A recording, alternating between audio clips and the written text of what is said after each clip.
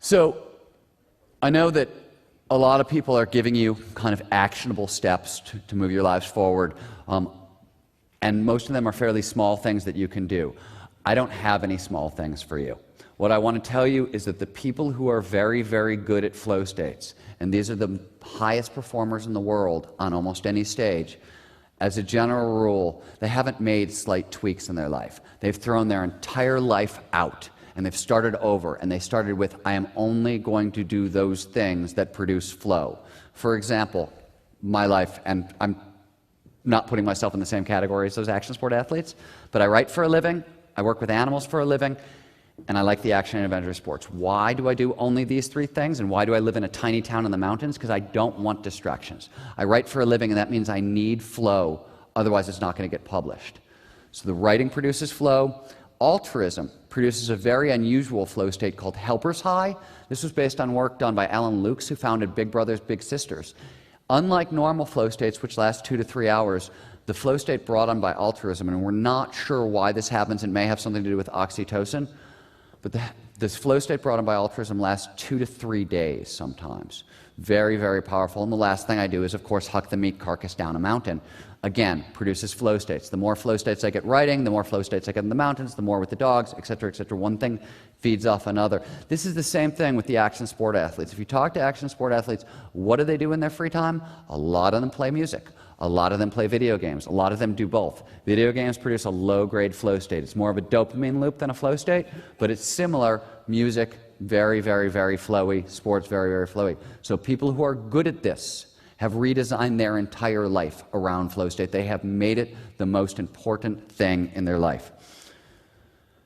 So finally, I want to talk about why I think this is so important, especially to a room like this. Yesterday, you guys met my co-author, Peter Diamandis. He told you about abundance. You might remember that abundance is about harnessing the power of 4 emerging forces to significantly raise global standards of living over the next 20 to 30 years. This does not happen automatically. This is not techno-utopianism. This is the biggest cooperative effort in the history of the world. We have the chance to meet and exceed the basic needs of every man, woman, and child on the planet, but it means all of us working towards it. And what it means is those who want to lead this charge, they are going to have to be high performers. They are going to have to amplify their learning. They are going to have to amplify their memory. They are never going to have to screw up when things are important. That means hacking flow. The only way to hack abundance is with flow states. So thank you very much for your time. That's all I got.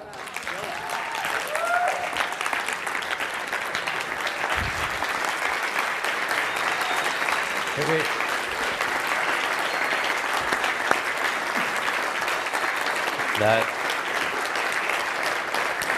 That was mind-blowing. Jim, you want me to take some questions? Oh, we do, definitely. Questions. That was mind-blowing. Hi. Do we have a mic runner? Ask him what the craziest thing We have a question here from Craig. He wants to know the craziest thing you've ever done is, that you could talk about here. Like Tony and I jumped from 35,000 feet out of an airplane. That's nice. What's the craziest thing you've done? I told this story last night. I don't know if it's the craziest thing I've ever done, but it's a fun story. I was 23, 24. I'd been skiing since I was 4, so I thought I was an expert skier. I thought I was a badass. And I got an assignment to go with Danny and Johnny Egan and Eric and, just lost his name, Delorier. 4 of the best skiers in the world. They were Warren Miller skiers. We were going to Chamonix. Big, big, big, scary mountains. And it's our first run in Chamonix. I'm with 4 professional athletes, and I think I'm a good skier. And then we get onto the first run, which is average double black diamond slope is roughly 40 to 43 degrees. The slope we were on was about 55 degrees. So very, very, very, very steep. Very, very, very scary. And I'm skiing at the absolute edge of my abilities, barely hanging on.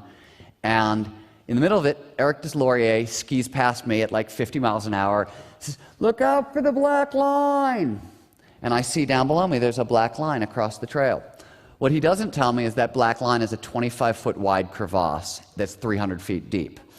So I don't know that until I'm about 10 feet from it. And this was, by the way, the very first time I actually saw Ultimate Human Performance in work. Not only did I jump it, but I also, Rob Deloria was the name I was looking for. I cut poor Rob off on my way over the crevasse. So Rob had to kind of veer around. His veer took him off a 65-foot cliff. He didn't pause. He didn't hesitate. He hucked the 65-foot cliff, skied all the way to the bottom. We got to the bottom. I'm shaking, I'm freaked out, I'm nervous, I can't believe what we've just done, and it's the frickin' warm-up run, and right? Eric Deloria skis up next to me, and he's like, dude, that was a little hard. And I was like, yeah, you think? He's like, yeah, I think I should buckle my boots. And not only are his boots not buckled, but the tongues are out, and he's got the plastic cuffs over them, so he's essentially wearing slippers. So everything I had just done at the very, very, very, very edge of how do I stay alive here, he had done in house slippers. And that was when I started to realize that human beings might really have superpowers. So I don't know if that answers your question, but it's a good story. Hi.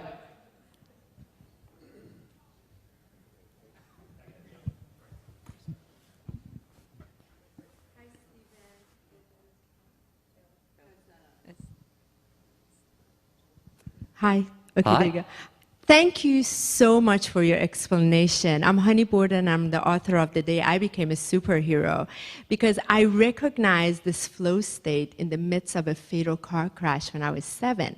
And there was never a scientific explanation that I could fully comprehend what happened when I transformed to this altered state of being. So as children, and there was this perfect moment of the stage of 4 stages that you're talking about, where for me, everything was weightless. It is not humanly possible what I was able to do at the age of 7 in the midst of this severe wreckage. But the point is, especially for children, to recognize this power resides within all of us. All of us have access to this state of being that you talked about, because I wanted to understand what the science behind it is. When you said focus, in the midst of this severe fear, I would have to say, or life-threatening, there's no focus because it's automatic what happens. So thank you from the center of my heart for explaining that, because I now get it, what these 4 stages were. Thank you for your comment also, because I left out something in the middle of the talk that was actually pretty important. When Csikszentmihalyi did his global happiness study, what he discovered was that every human being on the planet is capable of flow. He looked at people in all races, all ages, all countries. He found flow in surgeons, sheep herders, knitters, rock climbers, ballet dancers, chess players, on and on. It doesn't matter. As long as you can focus on it enough that you can lose yourself, you have access to flow. It's not just high-risk sport. It's pretty much anything that you can lose yourself in, and it's in every one of you. It is your fundamental right. Hi, I'm Gordon. I was going to ask, how would you distinguish between the kind of focus that there is in flow versus kind of the ADHD hyperfocus? It's an interesting question, and so there hasn't been a lot of studies, and so everything I'm about to say to you may or may not be true. I think, to be blunt. So one of the things that is worth pointing out is if you talk to people about kind of action and adventure sport athletes, and even if you talk to people about people at the top of Silicon Valley, or if you've met a lot of these people, obviously ADHD is very, very, very prevalent. And what you hear all the time is, it's only when my life is on the line that I can actually focus and calm it down. There is, interestingly, people treat ADHD as if it was a disease, but there are a group of us, and that include some known neuroscientists and psychologists and things like that, who believe that this is actually the next step. People with ADHD are actually processing, getting access to more information, and what looks to us as hyperactivity is just them bored to death because their brains are moving faster and they're moving faster, and reality hasn't actually caught up. So it's a step forward in evolution, perhaps, that the rest of us haven't caught up to. That said, we do know that people with ADHD, flow is extremely, extremely helpful to them. settles them down, much in the same way, sort of works like meditation, right? The difference between flow and meditation, by the way, you can get to the same places with meditation. It's only going to take you 20, 30 years. Flow, with action adventure sports and other inroads, happens very, very quickly. So you're going to the same place. Flow is a much quicker road. Okay. Hi, I'm Catherine, and thank you so much for this. I was actually in the Olympics in synchronized swimming, and from the flow I experienced there, and then the last, I guess, 12 years of eating disorders, Lyme's disease, and all those things, and I think this breakout into struggle should really be explain to Olympic athletes once they come out. And I know I've been in a lot of groups and now my book's coming out, but there's this lack of bridging the actual science to, let's not just create groups of, oh, well, what are they going to do after, find your new passion, actually explain what is happening to their brain, because brain health has transformed my health and my life in a way that I was almost getting, so desperate like you. So I think the Genome Project could really be helpful in those realms of like the circles of the Olympics. Thank you. So thank you.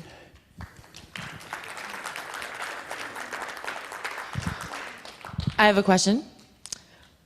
Or do you want to answer it hers first or no? You're good.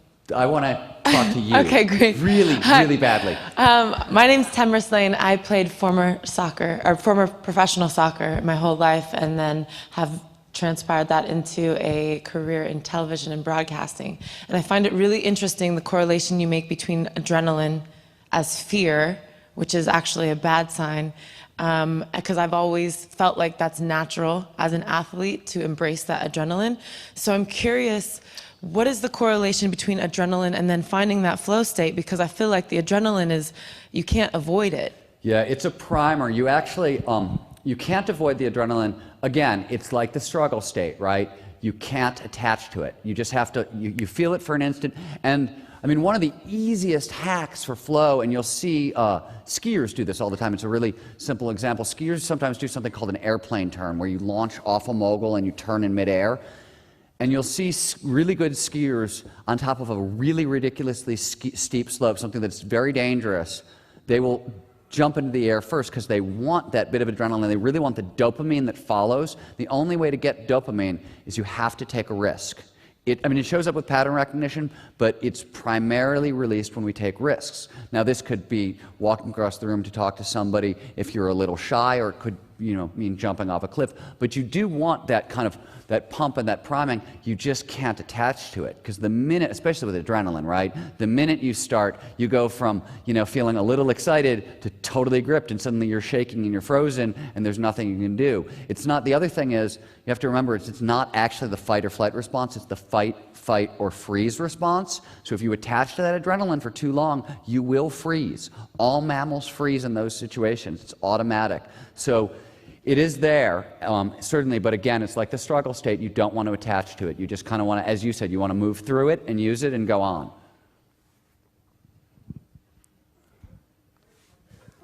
Oh, he got the mic from you. I got it. Hi, Steve. My name is Jay Tavre. I'm an actor who's known to do my own stunts all my life. And what you talk about, I experienced a few years ago. The craziest thing was on the set of CSI Miami, and I had to jump out of a 23-story building backwards, falling through a plate glass. And I remember I was told after the event that I have to, be in control of myself, and I didn't really take that seriously, because they dropped me 15 times, and I dropped 220 feet backwards with no cushions. I was just attached to a little cord.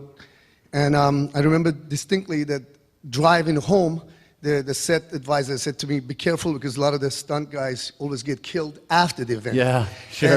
And I realized that because even though I was told, I drove home at a ridiculous speed that I could not control. And for the next 10 days, I couldn't control my impulses. Oh, so I was wondering, how long would the flow last, on when you're in a death-defying? Okay, so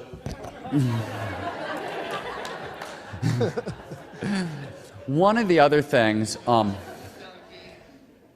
this is strange, because this is the exact opposite of kind of what you want to naturally do. If you talk to people who are really actually good at hacking flow and doing this sort of stuff, they get really good at not getting too high or too low. They don't want to ride the wave up. Because what happens when you ride, first of all, when you ride the wave up, you crash much harder on the back end. And if you ride the wave up, it's dopamine, it's pattern recognition. So one thought can lead to the next, and you can end up in a 10-day, hyper state where you can't drive and you're not sleeping, and and there's a long crash afterwards, I bet, too. So people who have done this a long time, and we're seeing to see it, they don't attach to the lows, but they also don't attach to the highs. And this was a very hard lesson for me to learn. I'm a sensation seeker, probably like you, and I like the highs. The highs are really, really, really fun. But I figured out that if I attach to the highs too much, I can't stay in the state. So I don't know how long you can stay in the state, but I will tell you a story just so you kind of know what's possible outside of the action sports realm. My third book is called Small Furry Prayer, and in the rewriting phase, I got to page 110. Book was due in October. I got to page 110 on the rewrite in June, and then it was July, and then it was August, and I couldn't write a word. I've never had writer's block in my entire life, but it was a very challenging book. It required a lot of me and a level of honesty that I wasn't entirely comfortable with. And August came around, couldn't write anything. September comes around. The third week of September, book is due, by the way, second week of October. Third week in September, I drop into a flow state. I stay in that flow state every day for 10 days. I write 260 or 70 pages right in a row, and there's no time. I have to turn it in. So it comes back to me from my editor. She's got all kinds of problems with the first 110 pages. Second 270 pages, no problems. The book was nominated for a Pulitzer Prize. So I did all right in that flow state. That's what's possible. That's the longest flow state I've ever had. So, and the other thing is, I'm not sure how much that was a flow state or a prolonged kind of dopamine reaction where there was just so much kind of adrenaline and dopamine coursing through your system. So I don't know, and unfortunately we can't actually measure it quite yet. So there's no real way to tell at this point, but it's a very good question. He's got to go. He's gonna die if we don't let him talk. No problem. All right. G'day, Osher. Two questions. It seems that there's a room of high achievers, lots of people like former Olympic athletes, pro football players, et cetera, et cetera, et cetera. And I'm sure people in the financial institutions and stuff like that have also felt that feeling of, yes, crushed it. And then, oops, now I'm depressed. You mentioned about getting through from that phase into struggle. Is there any kind of reframing you could perhaps point out to us to help us get from the depression point to struggle? And also, on from yesterday, Dr. Amen talking about nutrition, you mentioned very briefly nutritional things that you can do to help your brain get into this point. The nutrition is a difficult one because there's a lot of different neurochemicals. There does seem, and I am sort of talking out of my butt here, but I spent some time with some people who train the Navy SEALs and the Army's Delta Force a couple weeks ago, and they are very, very, very, very high on omega-3s right now, massive high-quality fish oil, primarily because it keeps the nervous system calm down. And that's really, flow states take place from a brainwave state in what's called high alpha. It's a relaxed state. It's not an amped up state. It's the most peaceful feeling that most people have ever felt. So there does seem to be some, I'm not the nutrition expert. You actually have to talk to my partner in the Flow Genome Project, but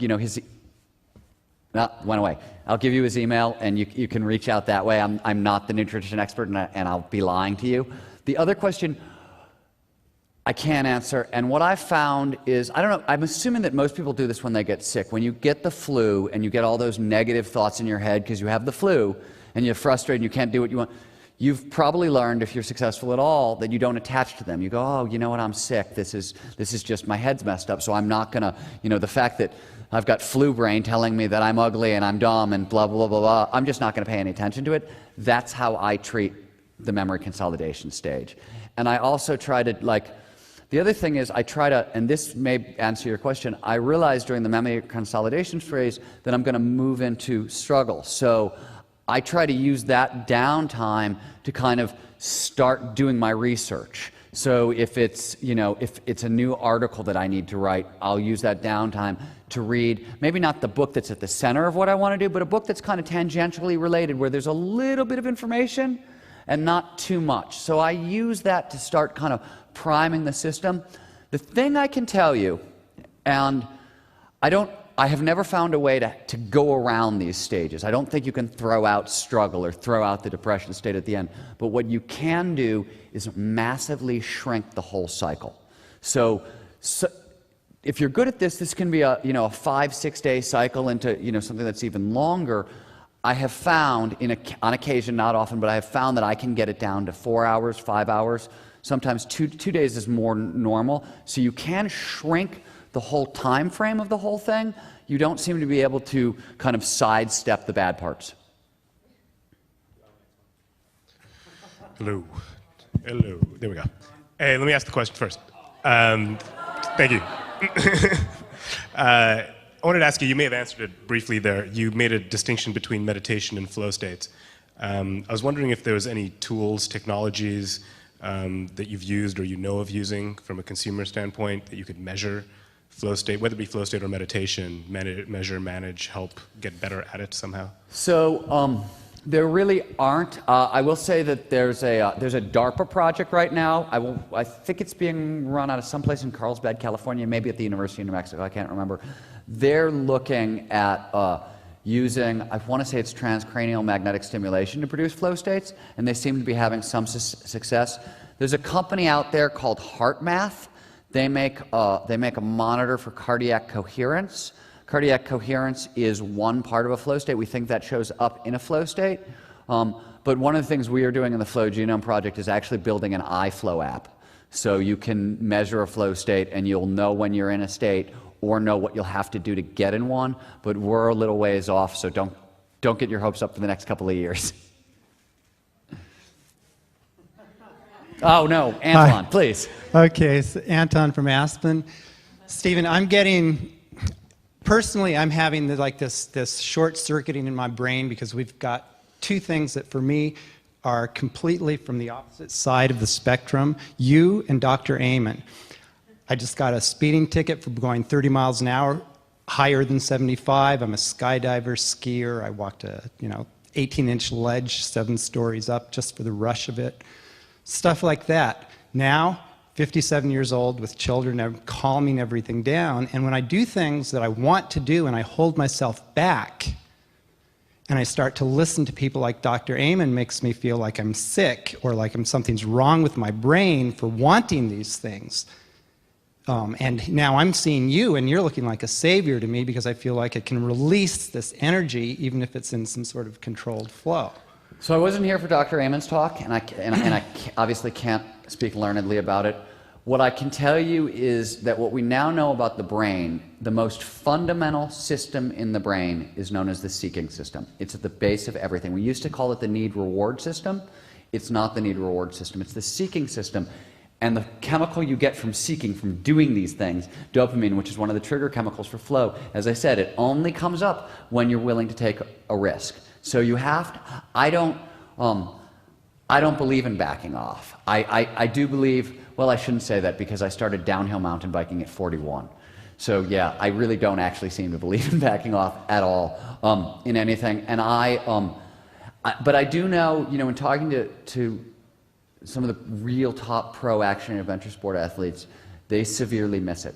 They, the guys who have families now and don't want to go out and surf 50-foot waves anymore because their life is on the line, they've never quite found a way. What I have found is that the satisfaction that comes from creativity, deep creativity in writing and craft and that kind of stuff, mimics very similarly the same kind of rush I get from the action and adventure sports because there's a lot of risk in creativity. And that's kind of one of the only things I found that is a replacement. But again, I have found that without the action and adventure sports, without the actual deep rush of risk, I don't write as well. I need both. I need to balance both. So I don't know if I quite have an answer for you, other than I would just go for it. Thank you. Hello? Can you hear me on there? Okay. Hey. Oh. Okay? Okay. All right. Hey, Stephen, Caleb Jennings here. Thank you so much for what you just presented. And you basically just described the first 20 years of my life being a pro snowboarder in Colorado. Just flow state was where I lived. 120 plus days a year on the hill. That was just where I thrived and survived and didn't want to be anywhere else. So thanks for putting the science to it, because I've been really looking for that for my whole life. And the gentleman in front asked the question I was originally going to ask about nutrition. I'd love to chat more about that at some other time, because that's a big part of my life as well. The question I want to ask too is, we got two of them. One is, what's some actionable takeaways we can all walk away with? Can we, we can't all just jump on the hill and go ride and drop a cliff tomorrow.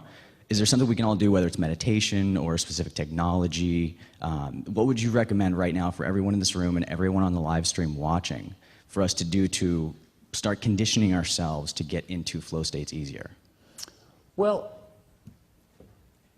I think the most important thing is you have to figure out what you love the most, right? What is it? Flow states are those moments of ultimate fulfillment, and they usually happen when you're on purpose. So one of the exercises that we sometimes do with people is have them sit down and write their favorite memory from the first 5 years of their life, the next 5 years, and on and on and on. Just real quickly, just write down your favorite memories. Chances are, when you look for similarities between those memories, you're going to figure out what puts you into flow very easily. So to me, that's the secret. We know action and adventure sports puts people into flow states, right? The question isn't, the question is, what else can I do that will put me into a flow state besides these high-risk things? Some people want to do them, some people don't. Figure out what it is that you are most passionate about, most deeply passionate about, and that will, chances are, be your ticket into flow. Awesome. Thank you so much for that. And last questions. My girlfriend's actually planning on starting an animal sanctuary herself, so another topic. How can we support you both in that and in what you're working with the Flow Genome Project? How can we support you and help you with that, aside from buying abundance, of course? The easiest thing to do is kind of keep abreast of the work we're doing. You can go to stephenkotler.com and sign up for my email newsletter. You get all kinds of information from the Flow Genome Project and from the Dog Sanctuary. The Dog Sanctuary is ranchodechihuahua.org. And you can support us the way you support any nonprofit. And the Flow Genome Project, there's a ton to do, and if you want to talk to me about it afterwards, I'm happy to go deep with you. Let's connect. Thank you. You. Thank you so much. I've learned so much that helped me put my life together. I had a lot of car accidents in my life and come close to death. I choose not to go there anymore on that level. But everything slowed down and my life changed. My question is this. In my quest for healing from all of that, I've been using LED lights with glasses for my brain to balance the right and left hemisphere, and also audio. Do you know of anything more than that? Now, I heard the technology question's been up, but could you tell me the name of the place in Carlsbad again? Or where can I go for research? I can't. I mean, I can. I'll give it to you afterwards. I have to look through my files to dig it out for you. Actually, the Flow Genome Project has a Facebook page, and there's an article in New Scientist about the work they're doing. So that's on the page. It's also, I think, on the Flow Genome Project website, but I can point that out to you. The LED light thing, it's interesting because there hasn't been work done this way, but I'm a firm believer the fastest any human being can run is about 24 miles an hour. That's top speed for a human being. Say you're running away from a mountain lion down a mountain, that's about 35 miles an hour, let's say. I think there is something with flow and the visual system and images moving past your screen at probably speeds over 20 that ticks you in, so the LED lights make sense to me. A lot of what we're doing at the Flow Genome Project is playing with all those variables. One of the things we're doing is we're building the opposite of sensory deprivation tanks. We're calling them sensory integration tanks. And the idea, what we're trying to do is it's the exact same thing, but with entrainment music and visuals projected on the inside of the tank. And what we're trying to do is compress the learning and memory consolidation phase. We think in these tanks we might be able to shrink that stage down to a really thin slice. But again, we're at the front end of this project and we're a couple years out from having actual real data. So I don't actually know how to answer your question, but soon we will have answers. Thank you. I want to talk to get that other information from your files. Happily. Thank you so much. I've got 9 seconds. 8 seconds, 7 seconds. One last question. I'm about 100% recovered.